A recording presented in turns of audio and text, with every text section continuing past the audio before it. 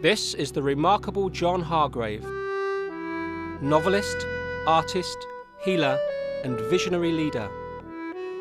Aged 17 when these pictures were taken, he was a rising star of Baden-Powell's Boy Scouts. He was also the senior cartoonist for the London Evening News and the youngest cartoonist on Fleet Street. After the First World War, Hargrave was appointed as Boy Scout Commissioner for Woodcraft and Camping. However, by 1920, he had become disenchanted with the militaristic stance of Baden-Powell's Boy Scouts, and as a result, he announced the formation of a very different kind of movement.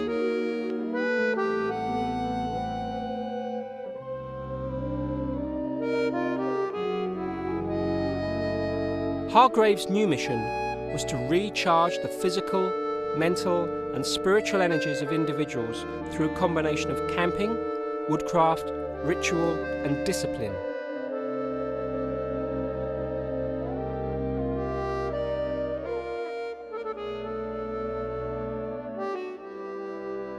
Kinsmen and women were organised into clans, tribes and lodges, with each individual taking a Native American-style woodcraft name.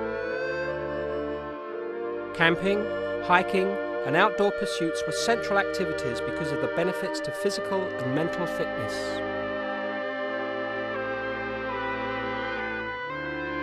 Art classes were held for the younger kindred.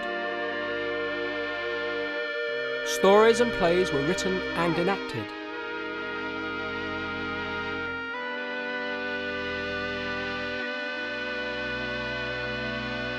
At certain times of the year, large ceremonial meetings were held, deep in the British countryside.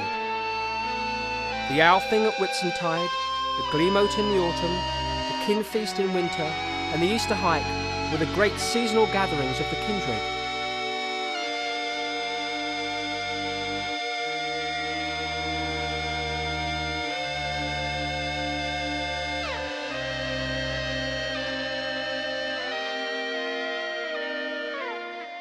The kindred were encouraged to design and make their own costumes, banners, manuscripts and ceremonial items. The tents were painted in a wide variety of designs, many of them humorous.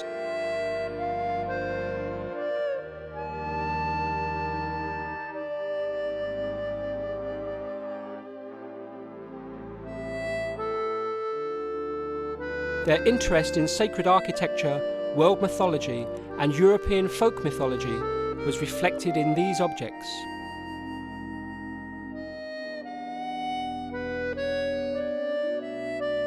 The philosophy and history of the movement were recorded in the Great Kinlog and other illuminated manuscripts.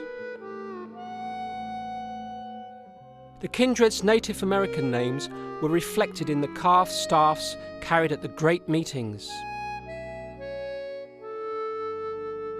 For ceremonial occasions, brilliantly coloured surcoats were worn by the various office holders, such as the tally keeper, camps warden, rites master and gleeman.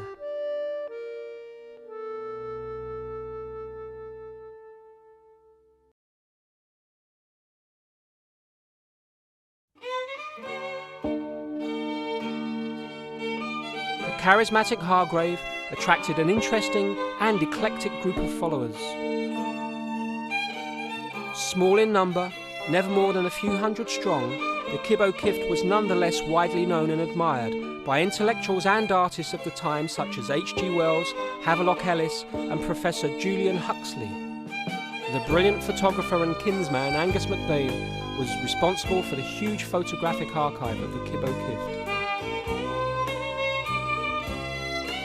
The correct costume of Saxon hood, jerkin, shorts and long cloak had to be handmade by each individual.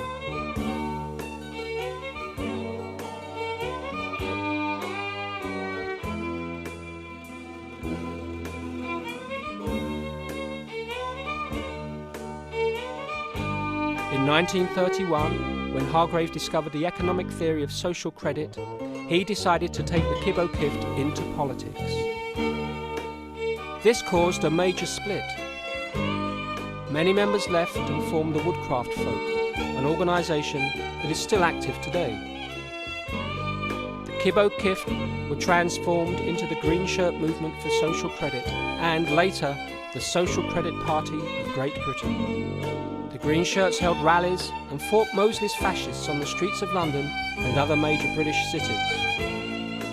Gone were the Anglo-Saxon costume, camping, hiking and woodcraft.